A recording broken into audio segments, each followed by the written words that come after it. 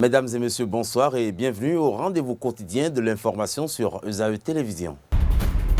Au menu, hier 25 décembre, le monde entier a célébré la fête de Noël. ESAE TV s'est rapproché de quelques citoyens de la ville de Cotonou.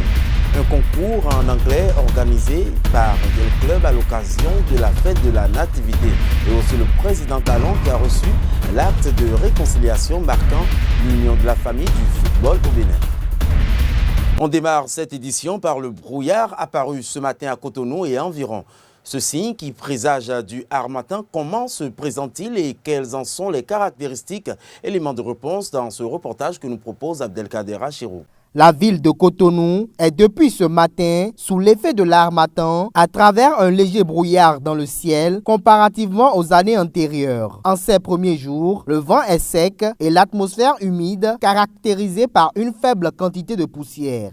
C'est un surprise de l'harmattan ce matin parce qu'avant, c'est la pluie qui nous signale ça. Mais nous attendons la pluie depuis un certain temps, on n'a pas vu tomber la pluie. Mais ce matin, sans la pluie, l'harmattan nous a surpris. Je ne l'ai pas encore particulièrement remarqué, simplement parce que je viens fraîchement d'un milieu où l'harmattan est vraiment rude. Donc, la petite qualité de l'harmattan ce matin, moi je ne l'ai particulièrement pas remarqué.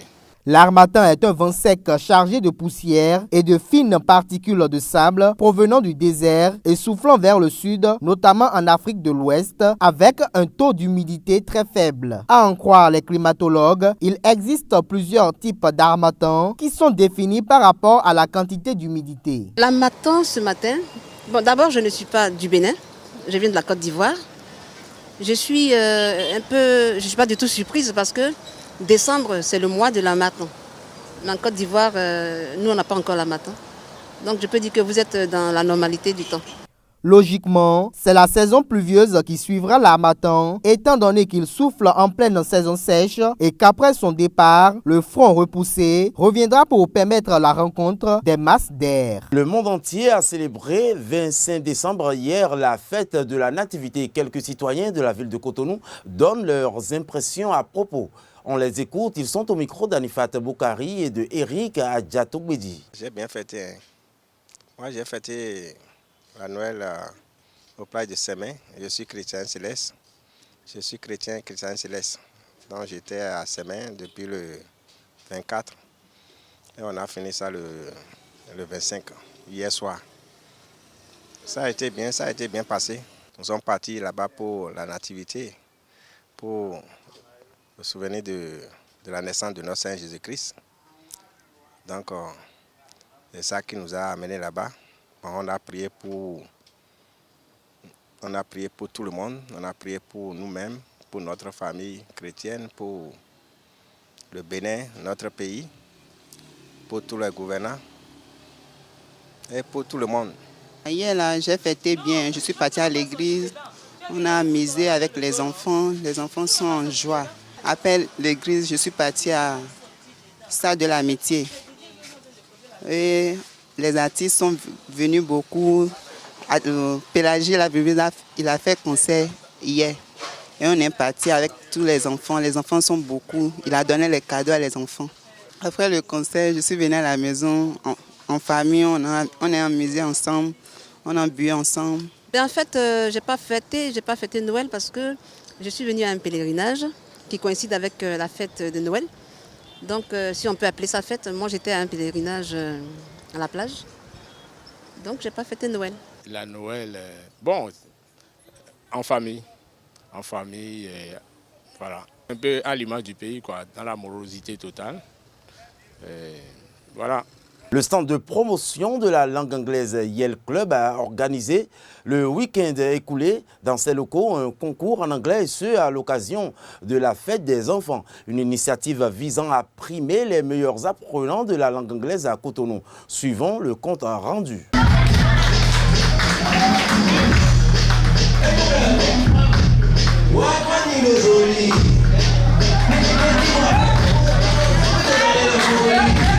C'est un grand concours qui a réuni ce samedi 24 décembre 2016 des centaines d'enfants issus de divers complexes scolaires nationaux, étant en partenariat avec le Centre de promotion de la langue anglaise Yale Club. Après plusieurs rondes éliminatoires, les 10 finalistes ont respectivement récité un poème conçu en anglais. I cried independent. I stayed at home all alone. I am a superhero. I can jump pretty fast. I can run pretty fast. This makes me feel happy and very proud.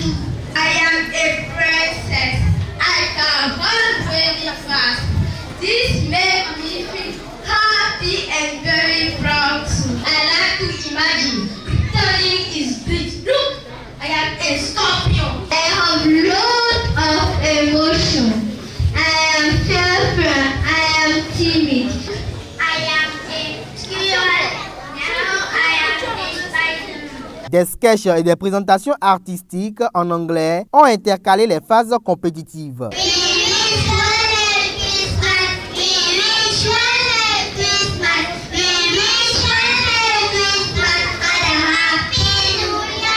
Devant un jury regorgeant en son sein un représentant de l'ambassade des États-Unis au Bénin, les compétiteurs ont effectué une série de tests afin de retenir les 2 finalistes. Dans une ambiance pleine d'amour et de fraternité, les élèves dans la foule et les parents d'élèves présents applaudissent pour accompagner les perdants, qui d'ailleurs recevaient aussi des prix en guise d'encouragement car ils n'avaient pas non plus démérité.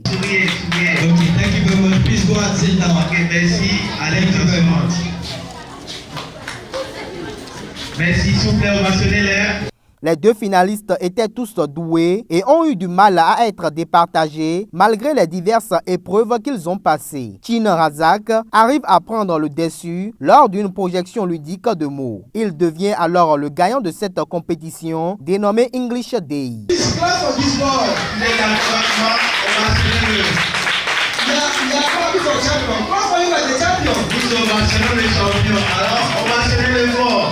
Féliciter Monsieur Oba et toute l'équipe de Yale Club pour le travail.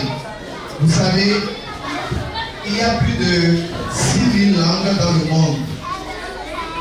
Et parmi ces 6000 langues, 10 langues sont les plus parlées dans le système international. 10 langues sont les plus parlées.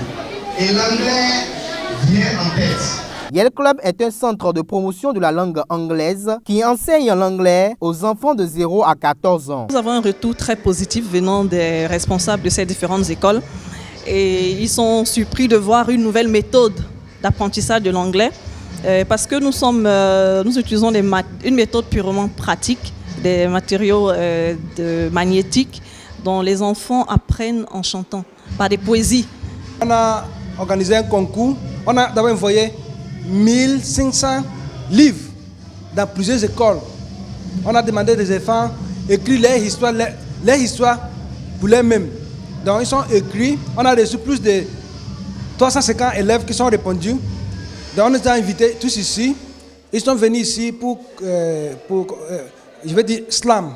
Slam, ça me dit ils sont venus présenter les textes qu'elles ont écrits. Yale Club se distingue par sa méthode pédagogique qui n'est rien d'autre que d'apprendre à l'enfant, à travers ses loisirs coutumiers, les mots indispensables en anglais devant faciliter son expression anglaise.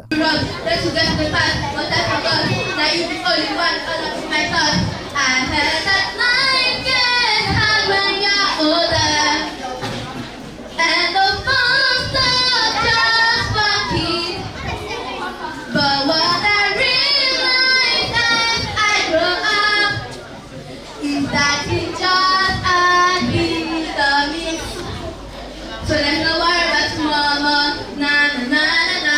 We are good, baby, we are right. Let's not worry about tomorrow, na na na na na. We are good, baby, we are right. Restons à ce concours de Yale Club et suivons le représentant de l'ambassade des États-Unis présent à cet événement. On l'écoute. J'étais déjà arrivé il y a quelques mois avec ma collègue Elizabeth Van Herl qui est chargée de la promotion de la langue anglaise. Nous étions venus visiter le centre. et tout le travail que le centre fait avec les jeunes enfants béninois par rapport à l'apprentissage de la langue anglaise. Et donc, c'est pour soutenir ces efforts que j'ai accepté de participer en tant que membre du jury et à ce programme qui a réuni plusieurs enfants pour les amener à développer une passion pour la langue anglaise et surtout aussi démontrer les acquis qu'ils ou elles ont eu à avoir déjà après quelques mois d'apprentissage. Et je félicite Yale Club pour ce travail merveilleux d'apprentissage à travers des activités ludiques avec les enfants. Je pense que c'est un programme qu'il faut soutenir et nous allons voir avec les autorités de Yale Club comment travailler pour que ce programme s'étende non pas seulement dans les écoles à Cotonou, mais dans les milieux ruraux, un peu partout au Bénin, afin que les enfants béninois puissent résolument devenir des bilingues, parfaitement français qu'anglais, aussi bien sûr les langues nationales. L'ambassade des États-Unis a une bibliothèque au sein de l'ambassade et des espaces américains que nous appelons des American Corner à Porto Novo, à Diegangpevi, à Parakou, à l'université de Parakou, et un centre de programme américain à l'université d'Abomey-Calavi que nous appelons le Obama Center. Donc à travers ces centres, l'ambassade essaie d'encourager le peuple béninois à pouvoir aller à l'apprentissage de la langue anglaise. Il y a plusieurs ressources que l'ambassade met à disposition des populations dans ces différents centres et dans la bibliothèque. Il y a des logiciels, il y a des films en anglais, il y a des livres en anglais, comme en français également. Il y a l'Internet et plusieurs ressources. La seule chose que l'ambassade ne fait pas, ce sont les cours en anglais. Mais quand il s'agit des ressources, il y a plusieurs ressources que nous mettons à disposition des populations et c'est absolument gratuit. C'est comme ça que nous poussons la promotion de la langue anglaise. L'autre chose est que l'ambassade a des kits qu'elle offre aux clubs d'anglais qui sont créés dans les diverses écoles, dans les différentes communautés. Et donc, parlant d'accompagnement, il y a également des subventions que nous essayons de donner à ces ONG, à ces associations ou ces clubs d'anglais qui essaient de promouvoir la langue anglaise. Et c'est pour ça que je suis ici, parce que ce que Yale Club fait, c'est merveilleux. Et nous voulons voir comment soutenir de telles initiatives afin que notre objectif commun, qui est la promotion de la langue anglaise, puisse être atteint d'ici quelques années sur toute l'étendue du territoire béninois. Comme annoncé en titre, le football reprend désormais ses droits en République du Bénin. C'est l'essentiel à retenir à l'issue de la rencontre entre le chef de l'État et les trois camps en discorde. Une situation à laquelle met un terme Patrice Talon ce vendredi 23 décembre au Palais de la République. Reportage. Enfin, le jour de gloire est arrivé. Les acteurs du football béninois ont signé dans l'après-midi de ce vendredi 23 décembre au Palais de la Marina un protocole d'accord scellant définitivement le pacte de la longévité du courant au Bénin. À la salle des ambassadeurs, c'est le ministre des Sports et ses homologues garde des Sceaux, celui du Plan et du Développement et le secrétaire général de la présidence qui ont été les témoins de ce traité qui consacre la création du comité exécutif consensuel et transitoire du football. Dès notre arrivée, Monsieur le Président, déférant à vos instructions, nous avons commencé à discuter avec les différents protagonistes et comme tout le monde ici dans cette salle a pu le savoir et le constater, cela a été une succession d'épisodes éprouvants, difficiles et parfois douloureux. Mais j'ai le plaisir de dire que nous sommes enfin arrivés au bout du tunnel. Et je veux ici reconnaître le mérite des principaux acteurs.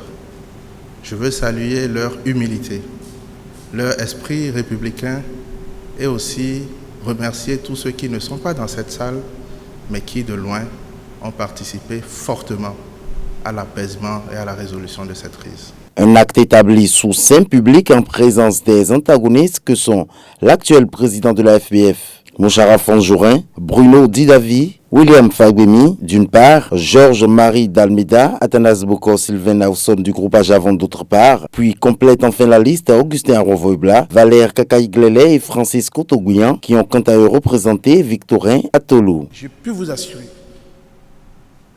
que cette nouvelle équipe qui a été mise en place sous votre égide, je vais la conduire en bon père de famille. Et d'ailleurs, la plupart ont travaillé avec moi, sauf M. Bien-Francis. Tous les restes ont travaillé avec moi, d'autres pour 12 ans, d'autres pour 8 ans, d'autres pour 4 ans. Ça veut dire que je connais bien la maison du football du Bénin. Le nouveau comité mis en place, le chef de l'État a tenu à rappeler à tous l'engagement pris devant la nation béninoise tout entière. Ce qui a divisé les dirigeants du football béninois a un peu duré. Et nous venons ensemble d'y mettre un terme. Je considère que désormais, nous pouvons nous acheminer vers des victoires, des conquêtes et des trophées. Ce que nous aurons à faire dans l'avenir, c'est que ces compétitions aient lieu dans la transparence sans tricherie. Ce comité exécutif consensuel et transitoire s'emploiera à toiletter les tests, établir le cahier de charges pour la reprise des championnats, réintégrer tous les acteurs. Avec l'implication personnelle du président de la République, le ministère des Sports veillera à la mise en œuvre de ce protocole.